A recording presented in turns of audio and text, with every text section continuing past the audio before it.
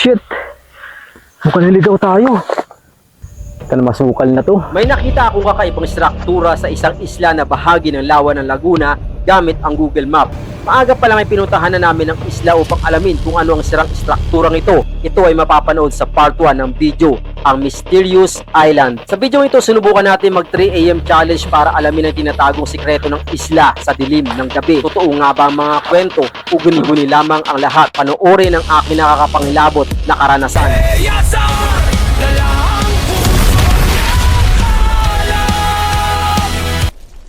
Palubog na ang araw na matapos kong galugarin ang palibot ng isla. Naabutan ko nagluluto ng hapunan ng mga kasama ko sa campsite. Pagkatapos kumain, mga ilang oras pa kami nagkwentuhan bago natulog ng alas 10 ng gabi. At sa ganap na alas 2:30 ng madaling araw, gumising ako upang gawin ang 3 AM challenge sa isla. Ang alas 3 ng madaling araw ay madalas na tinatawag na Devil's Hour sa mundong ng paranormal. Ito ay isa sa mga pananaw ng paranormal expert na ang multo at demonyo ay nasa kanilang pinakamalakas na estado sa pagitan ng alas 3 hanggang alas 4 ng madaling araw dahil ito ang pinakatahimik na bahagi ng gabi dahil walang ingay ng sikat ng araw at kaunti ang aktibidad ng tao, mas madali silang makatawid sa ating mundo. Sinimulan ko ang pag-explore sa kanang gilid. Dito rin ako nagsimula sa paglilibot kaninang umaga dahil dito ay may malinaw na makikitang bakas ng istruktura. Dala ng takot na gumagapang sa aking isipan, nag-aalangan na ako ituloy ang paglalugad. Matakot. Sunod ay ang bigla kong pagkagulat Shit. sa dalawang bilog na umiilaw, parang matang nakatitig sa akin. Sinubukan kong balikan at lapitan, ngunit wala na ito. Tanging sirang pader ang naaninag ng aking ilaw at imbis na matakot, mas nagising ang aking kuryosidad na alamin kung kakaibang nilalang o baka naman isang hayop ang aking nakita. May ilang minuto pa lang nakalilipas sa nakakagulat kong nakita. Makapanindig balahibo naman ang aking narinig. Habang binubuksan ko ang aking ghost tube, isang mabigat na yabag ang aking narinig malapit sa aking harapan. Kaya pinatay ko ang ilaw, baka may ibang tao ang umaaligid sa isla. May ilang minuto kong pinakiramdaman sa kadiliman kung ano ang yabag na aking narinig, ngunit hindi na ito naulit. So kaya pasukin pa natin sa part na yon. Sa larangan ng paranormal, ang mga tunog na inakala nating yabag o footstep ay madalas na may mga natural na paliwanag na nagmumukhang kakaiba dahil sa ating pandinig o takot. Ina nakakatakot. Maraming dahilan nito, depende kung nasang lugar ka. Sa kinalalagyan ko ngayon, ito ay maaaring sanhi na tinatawag ng auditory hallucinations, aspeto ng psikolohiya. Ang utak natin ay mabilis gumawa ng pattern mula sa mga random na ingay at maaari ring tinatawag na mimicry. Ito ay ang paniniwala sa mga ligaw na espiritu o entities na gumagaya ng pamilyar na tunog tulad ng yabag o pagtawag ng pangalan para makakuha ng atensyon o manakot. Patuloy ako hanggang sa dulong kanan ng kagubatan. Muling nakita ko ang sinasabing pinaghukayan ng mga treasure hunting sa isla. Kinikilabutan ako ah. May naririnig ako para may naglalakad ah. Shit. So yung yan, nakikita pa natin yung mga wall na pinagtayuan ng bahay dito sa isla. Mula dito, alam kong malapit na ako sa tabing lawa. At ngayon lalabas tayo dito. Malapit doon sa lawa. Napalayo na tayo doon sa mga kasama natin na natutulog sa oras ng alas 3 ng madaling araw. Ngunit habang papalabas ako ng gubat, humihina na ang liwanag ng aking flashlight. Hina ng flashlight ko. Humihina na. Okay, nandito na tayo sa tabi ng lawa. Pagkalabas natin dito sa magubat na part ng isla. So ito yung area ng isla kung saan nakita natin kaganina yung magandang paglubog ng araw. So ngayon guys, kung nakikita nyo dito sa paligid ko, kung parang nakakatakot. Pero kung nandito kayo ngayon, napakaganda ng tanawin ngayong gabi, alas 3 ng madaling araw. Subukan pa nating ikutin itong tabing lawa ng isla. Dito ay hindi mapipigilan na mag-isip na nakakatakot, lalo pa na maalala ko ang sinabi ng isang babae nang patawid pa lang kami ng isla. Nakakaranas diyan, lalo kayo, mga baysang kayo. Makakaramdaman yan, ganito, ganun. Sa ganitong sitwasyon, kung hindi mapapakalma ang sarili, magkakaroon ng matinding takot. Sa larangan ng psikolohiya at paranormal, ang matinding takot sa multo o supernatural ay tinatawag na phasmophobia. Kabila ng iba't ibang nakakatakot na nilalang ang aking naiisip, kalmado kong nagpatuloy sa paglalakad. May pagkakataong makakarinig o makakaramdam ka na parang likha ng kakaibang nilalang, kaya di mo maiiwasang magulat at kabahan. Ka nakakatakot. Sa halip na magpanik o tumakbo, inobserbahan ko ang paligid. Hindi naman sure or sign na merong mga kakaibang elemento, multo or ghost na nandito sa gilid na o dito sa palibot ng isla. So ito ay epekto lang minsan ng ating mga takot sa isipan. Yung narinig natin kaganina na inakala natin na isang tao na parang nagsasalita dito malapit sa punong ito. Maring effect lang ng sinasabi natin na subconscious mind. Dahil nandito tayo sa part na parang katatakutan, maring ito yung first na pumapasok sa ating isipan. Kaya maring nakakalika ng mga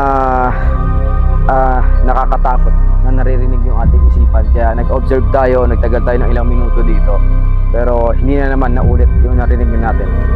So let's go, tuloy natin ang pag-ikot dito sa isla. Dahil sa mga katatakutang nilikha ng aking isipan, hindi ko na namalayan na halos narating ko na ang dulong bahagi ng isla.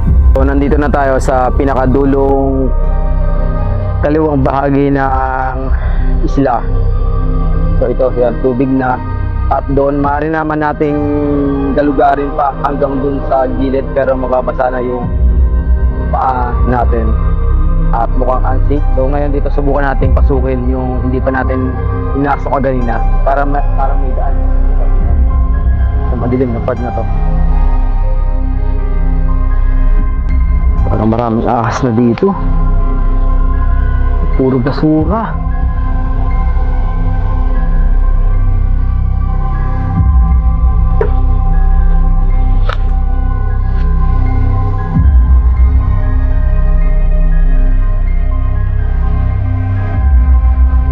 Baka maligaw tayo dito ah. Medyo nakakalayo na ako mula sa bukana na masukal na parte ng islang ito. Dito na ako kinabahan na parang pinagsisihan ko kung bakit pinasok ko pa ang parting ito. So bakit natin pinasok to?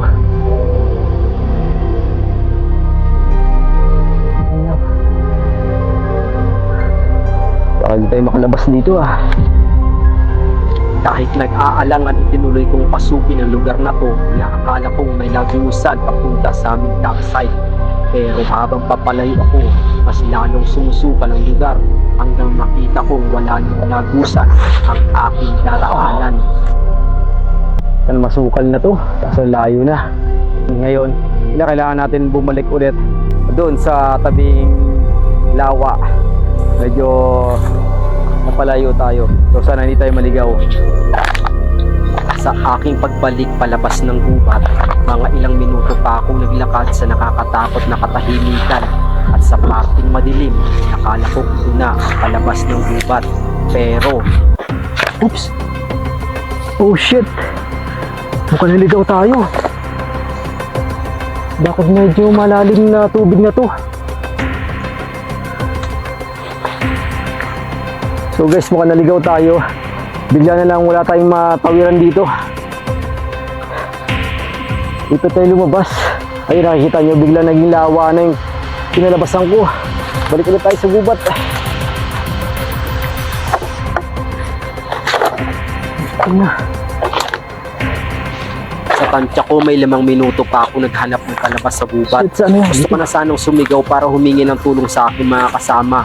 Pero nag-alangan ako dahil baka marinig ang alingaw-ngaw sa mga karatig na baryo ng isla. Yun. Kala ko naligaw na tayo. Lulublob na sana tayo dun sa ilog. Medyo nagkaroon tayo ng konting kaba. Ang akala ko madali na ako makakabalik sa aming campsite. Ngunit sa dilim ng gabi, hindi ko makita ang daan. Dahil sa mga kapal ng talahib at kakahuyan, mahina na rin ang aking mga dalang ilawan. Ngayon, dahil sa dilim ng islang ito, ang problema naman natin, hanapin yung daan pabalik doon sa pinagtayuan namin ng campsite. At not sure ko ito ngayon, pero yan, yung trail, sinusubukan nating hanapin kung tama ito yung trail pabalik doon sa mga kasama natin. So baka maligaw na naman tayo. So delikado lang dito yung mga ahas. So anyway, mga ahas naman, sa pamumundok natin, lumalayo naman sila pag nakakarinig sila ng yabag ng tao. Habang sinusundan ko ang trail, pakiramdam ko kanina pa ako naglalakad. Ang alam ko, halos 1 minuto na lang mararating ko na ang campsite mula sa tabing lawa. Dahil mahina na ang mga dala kong flashlight, binalak kong bumalik sa tabing lawa. Ngunit nang biglang lumakas ang aking flashlight, nakita kong halos ilang hakbang na lang sa harap ko ang naiwang konkretong flooring. Okay, mula dito, alam na natin na malapit na tayo sa mga kasama natin dahil nakita natin itong concrete ladder na nakaharap doon sa likuran ng isla. Yun, malapit na pag diniretso na natin, ito na yun. Okay, ayun, nakikita natin yung tent nila.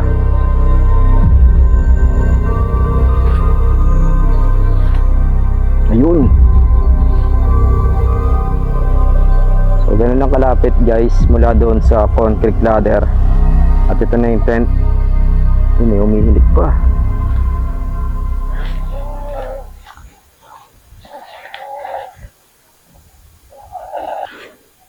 Uy, sarap ng tulog ng dalawa. Nandun yung isang kasama natin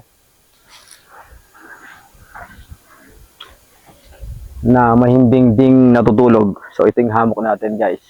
So time check kung anong oras ngayon. Ang oras natin ngayon 3:38 ng madaling araw. So almost 1 hour inikot natin itong isla ng Kisaw. So mukhang hindi na tayo matutulog dahil mga 5 AM susunduin na tayo ng bangkero pabalik doon sa mainland. Halos mag 4 AM pa lang nang dumating na ang bangkero, kaya ginising ko na ang aking mga kasama. Quarter to 4 AM dumating na yung sundo naming bangkero, and yun, nagliligpit na kami, pauwi na. So ang importante yung mga basura na kinalat natin dito, kailangan nating iligpit. So yan, meron tayong garbage bag, kailangan wag nating iwanan na marumi yung pinuntahan natin. Kung anong nadatna natin, kailangan ganun din natin iiwanan. Habang pasakay kami ng bangka, may naitanong sa akin ng bangkero kung may nakita akong babae sa pag-iikot ko sa isla. Nagtaka ako kung sinong babae at bigla akong nakuha ang pinupunto ng kanyang tanong. Ibig sabihin, baka yung babae na yun dito na ano? Mabuti na lang, hindi niya na ikwento ito bago ko gawin ang 3 AM challenge. Nakakatakot pa rin ginawa ko ganinang pag-explore dito. Ito ang